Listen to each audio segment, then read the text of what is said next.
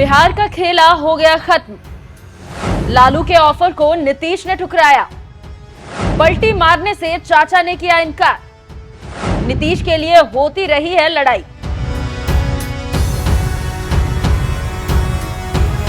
नमस्कार, मैं हूं खुशबू राय, आप देख रहे हैं एनएमएफ न्यूज। बीते कई दिनों से बिहार को लेकर खूब चर्चा हो रही थी। चर्चा इस बात की कि कहीं नीतीश कुमार फिर से पलटी तो नहीं मारने वाले, क्योंकि लगातार ऐसी खबरें आ रही थी कि इस बार नीतीश कुमार पलटी मारने वाले हैं। फिर से एनडीए में घमासान मचा हुआ है और इसकी जानकारी जैसे ही लालू यादव को मिली, लालू यादव ने नीतीश कुमार के लिए दरवाजे खोल दिए, रेड कारपेट बिछा दिया।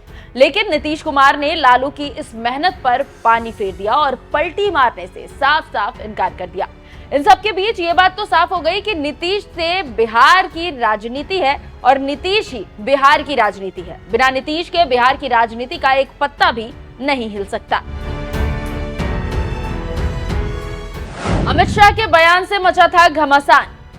बिहार में नीतीश कुमार के पलटी मारने की चर्चा तब शुरू हुई जब केंद्रीय गृह मंत्री अमित शाह ने मीडिया से बातचीत के दौरान एक चैनल पर कहा था कि अगली बार एनडीए की सरकार बनने पर सीएम का फैसला भाजपा संसदीय बोर्ड करेगा। इसी बयान को लेकर शोर मचा और कहा जाने लगा कि नीतीश कुमार खफा हुए और कुछ दिनों तक उन्होंने दूरी भी बना ली थी, मिलना जुलना भी बंद कर दिया था। बिहार कनेक्ट तक में नीतीश कुमार नहीं पहुंचे, कह दिया कि उनकी स्वास्थ्य ठीक नहीं है। नीतीश के सम्मेलन में ना आने से एक बहुत बड़ा झटका बीजेपी को लगा, क्योंकि बिहार के लिए बड़े बड़े निवेशक बिहार निवेश कनेक्ट में पहुंचे हुए थे और यहां नीतीश कुमार का नहीं पहुंचना लोगों को खटकने लगा। प्रगति यात्रा के लिए ठीक हो गए नीतीश। 3 दिन से बीमार पड़े नीतीश कुमार चौथे दिन अपनी प्रगति यात्रा के लिए ठीक हो गए। धूम धड़ाके के साथ प्रगति यात्रा पर नीतीश कुमार निकले तो लोगों को आश्चर्य हुआ। उन्होंने तो योजना की समीक्षा की, नई योजनाओं की घोषणा की और शिलान्यास के मैराथन कार्यक्रम भी किए।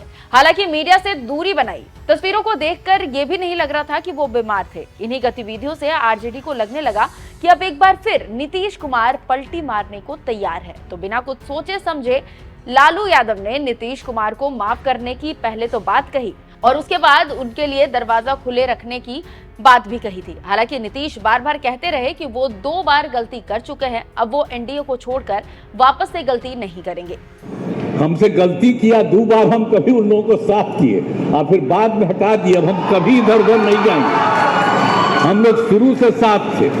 बताइए ना, मेरा रिश्ता था 1995 से, तो बीच में कभी 2 बार इधर उधर हुआ, वो गलती हुई और अब कभी इधर उधर नहीं होगा। नीतीश के लिए होती रही है पक्ष विपक्ष में लड़ाई। ये पहली बार नहीं है जब नीतीश को अपने पाले में लाने के लिए जोर आजमाइश की जा रही हो। बिहार के इतिहास को अगर उठाकर देखें तो नीतीश कुमार को अपने साथ जोड़ने के लिए, उन्हें अपनी पार्टी में रखने के लिए दोनों ही फ्रंट लड़ते रहे हैं, क्योंकि दोनों को पता है कि नीतीश कुमार जितना ताकतवर बिहार की राजनीति में फिलहाल कोई भी नहीं है। बिहार में नीतीश कुमार की ताकत से इनकार किया ही नहीं जा सकता। शिक्षकों की नियुक्ति की बात हो या फिर बिहार में जातिगत जनगणना कराने की, आर्थिक सर्वेक्षण कराकर कमजोर परिवारों को सहायता राशि देने की बात हो या फिर बर्खास्त आंगनबाड़ी सेविकाओं को वापस से बहाल करने की, नीतीश कुमार बिहार वासियों की लगभग सभी उम्मीदों पर खरे उतरे हैं। बिहार में महिलाएं नीतीश कुमार की सबसे बड़ी ताकत है, क्योंकि पंचायत और निकाय चुनाव में महिलाओं को उन्होंने 50% आरक्षण दिया। सरकारी नौकरियों में 35% सीटें महिलाओं के लिए आरक्षित कर दी। पढ़ाई करने वाली लड़कियों के लिए साइकिल और पोशाक के अलावा पढ़ाई के खर्च भी सरकार दे रही है। और इतना ही नहीं, मैट्रिक और इंटर के साथ साथ ग्रेजुएशन करने वाली अविवाहित लड़कियों के लिए नीतीश सरकार ने वजीफे की मोटी रकम भी प्रावधान किए हुए हैं। कुल मिलाकर अगर देखें तो नीतीश कुमार बिहार की राजनीति का अब भी सबसे बड़ा चेहरा है। नीतीश कुमार को इग्नोर कर बिहार में सत्ता हासिल करना मुश्किल ही नहीं, नामुमकिन है। अपनी बेहतरीन राजनीति के दम पर ही वो 17 सालों से ज्यादा वक्त से बिहार के सीएम है। वैसे भी उन्होंने एक बार ये बात साफ साफ कहा था कि कुर्सी हासिल करने के लिए साम दाम दंड भेद सब अपनाऊंगा और जीतकर जनता के लिए काम करूंगा, उनकी सेवा करूंगा। फिलहाल की बात करें तो नीतीश कुमार को लेकर बीजेपी ने राहत की सांस भर ली है। नीतीश ने पलटी मारने से इनकार कर लालू की उम्मीदों पर पानी फेर दिया है।